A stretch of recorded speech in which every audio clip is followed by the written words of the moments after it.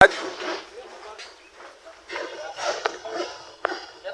diba marami tayo? Tingnan naman, napakadami. Kanoy.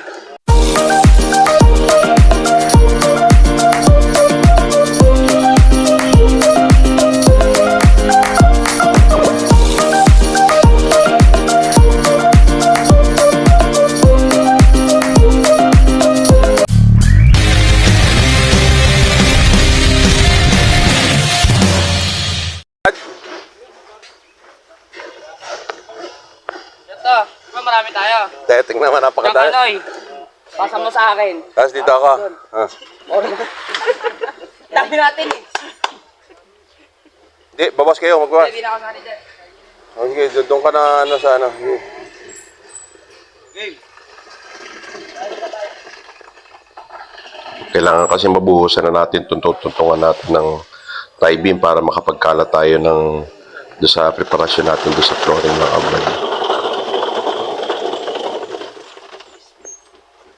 So mamaya naman, yung sa dulo naman ang bubuhusan natin doon yung poste.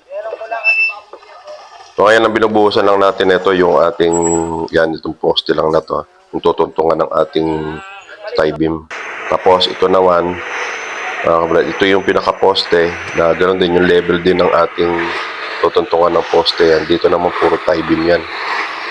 So yun nga mga kabrad, kanina nakapagbuhos tayo ng tutuntungan ng ating tie beam. Ngayon naman binubuhusan natin yung mismong column. Yan.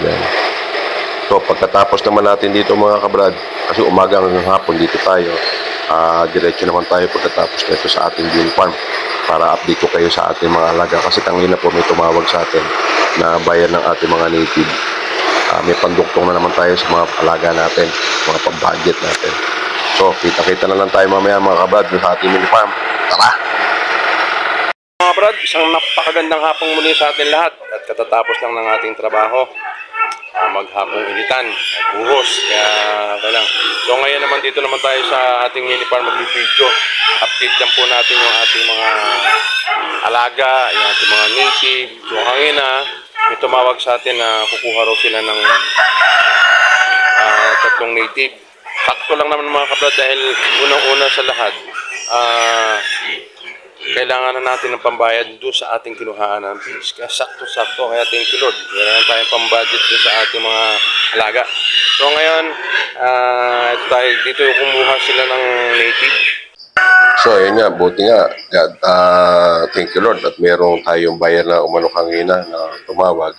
At dito nga siya kumuha ng tatlong ang native na lilitsunin niya. Yun mga dati na nating customer mga kabrad. Ito nga, ito na lang natitira natin doon sa mga may mga edad na, tapos susunod tatransfera natin dyan yung ating bagong inawat na 10 pirasong native. So may mga anak pa naman tayo. So ngayon nga ito, update natin doon sa ating mga bagong panganak. So ito, kailangan palitan na pala yung beddings nito dahil mga basa na yung mga nito. Ito naman yung ating malulusog yung ating mga native.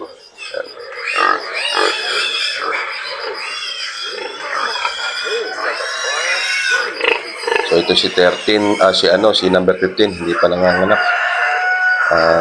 Siguro by mga Monday yan siguro.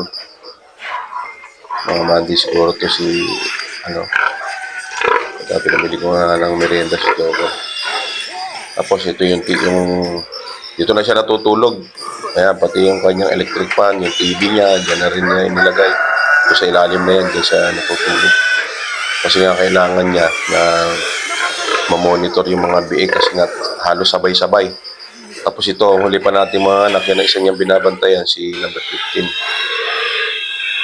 Tapos ito mga kabrad, ito kung mapapansin nyo yung ating mga Madre de Agua ngayon.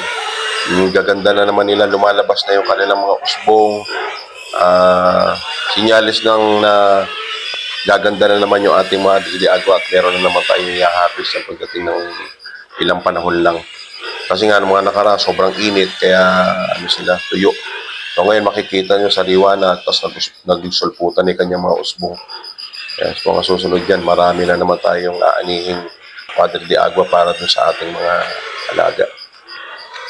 So ngayon puntahan naman natin yung ating dito sa baba. So ito naman si Sungit. Ito nga, malapit na rin to. Malapit na rin tong halos sabay to ni number 15. Ayan. Ayan ang sobrang sungit talaga nito mga kabay.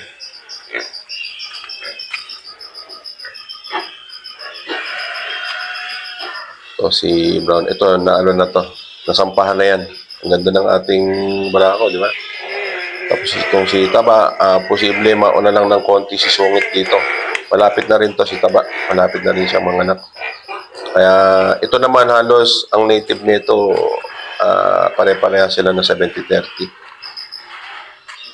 So tingnan lang naman natin dito yung ating si Joel kasi nilagay na rito sa kulungan yung ating kinolekta na niya yung kanilang yung ating mga manok na months old. Ayan. Dito niya nilagay. Kasi nga kaya natin dyan pinalagay dahil magtatag-ulan, kamukha ng mga nakaraan, may ulan-ulan na sunod-sunod. Baka magkasakit yung ating mga alaga, kaya pinalagay natin dyan. Tapos yun nandito naman sa ating brooder. Ayan. Mga ilang ano lang din, pagsasama-samahin na natin. Kulang lang tayo sa yung kailangan pinapakawalan natin sila talaga. Kaya lang hindi pa pwede ngayon maulan. So ito yung ating Tapos dito rin yung may mga bagong pisa tayo dito sa brooder. Ayan. Kaya ang dami natin mga sisiw yung mga kabrad. At yung mga pabo natin patuloy na dumarami. Dito tinanggal ni Joel yung nakalaman dyan. Nilipat na rin doon sa ating kulungan na malaki.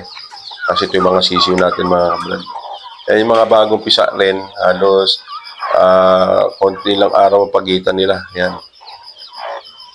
Kinulong ng Joel yung mga inahin dahil nga pagka gumagalang inahin, minsan tinitira ng pusa yung mga sisiw natin. Yan ang isang problema rito. Yung pabo na to, ito yung plymouth natin mga kabrad. Ang bilis lumaki. Ito yung sa isa sa pararamihin din natin mga kabrad. Yung plymouth naka-cross yun sa Rhode Island. Yan. Tapos yung mga pabo natin, ito yung mga dumalaga natin mga kabrad. Ilang panahon na lang yan, sabay-sabay halos yan. Tapos yung atin din mga bibe. Yan.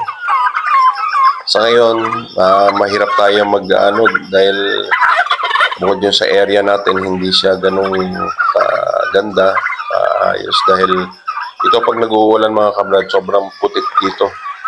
Kahit anong gawin mo diyang talagang putik. Yun na lang natin dito sa kung may nangingitlog na. Dito sa tambakan ng dayami ni Joel. Ayan, wala pa. So, ayun, meron pala doon. Ayun, manok yun, sigurado. Yung nangitlog doon. So, dito, meron din tayo dito mga sisiw na mga week old. Ayan. Makulit talaga itong pabunting. Talagang ako nagpapakain sa kanya pero sinasabong pa rin ako. Tapos dito pala brad, mayroong may mga itlog din, no. Ayan. Itlog ng native yan. Patingnan naman natin dito mga kabrad yung ating tingnan nyo mga pabo natin, no. Masisigla. Ito naman ating mga pabo na sa ngayon magaling na yung kanilang mga bugutong. Ayan. Makikinis na yung kanilang mga muka. Dahil yung mga nakaraan talaga mga kabrad, makikita yung mga mukha niyan talagang nag-alsahan sa bulutong. Pero ngayon, so okay na, magagaling na sila.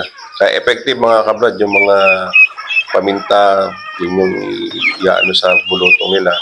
Tapos ihahalo yung pamintang pino doon sa pagkain nila sa feeds. Epektibo mga kabrad. So ito talagang pabo na ito. Kahit saan ako magpunta, talagang sinusundan ako. Palibasa mga kabrad, yung pabo na hindi dito lumaki. Ipinalit lang sa atin to. Tapos dito meron din tayong mahalimhim dyan. Rhode Island yan. cross dun sa kabera. Sa ulo mo oh. Ito talaga.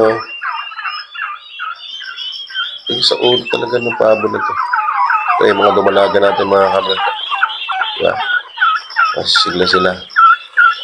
Lalo na mga kabrad kung napupunta na tayo doon sa hindi pa nga natin naasikaso dahil syempre kailangan ng budget din. So ito mga sisiw natin. Ayan.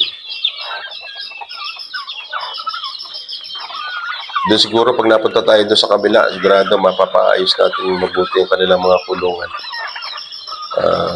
Para mas mamonitor natin sila ng maayos. So dito tingnan natin kung merong nangingitlog. Alam ko meron ditong merong humahalimhim. Yung mga itlog dyan kinuha na ni Joel dahil nga hindi na pinalikan ng unahin.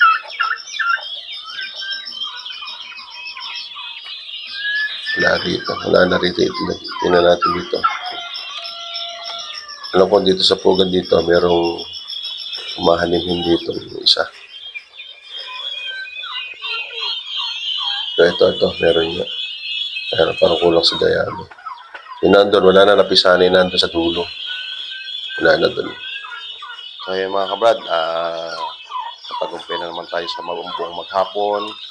Maayos yung maghapon natin, nakapag-focus tayo doon sa ating mga column, sa ating mga poste. So ngayon, dito naman tayo sa ating mini farm. Okay naman yung ating mga alaga. Mga kabrad, buhay construction at buhay farm. Yan ang buhay natin mga kabrad.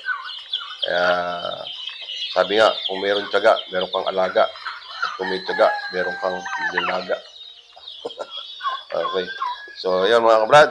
Mga kabrad, at least kahit pa paano, nakaraos na naman ang ating maghapon yun. Araw ng Sabado. Happy Saturday po sa atin lahat. Araw ng mga construction boy ngayon. Kaya, shout out sa mga construction worker na kamukha natin. Dito nakakaikot na tayo sa ating mini farm.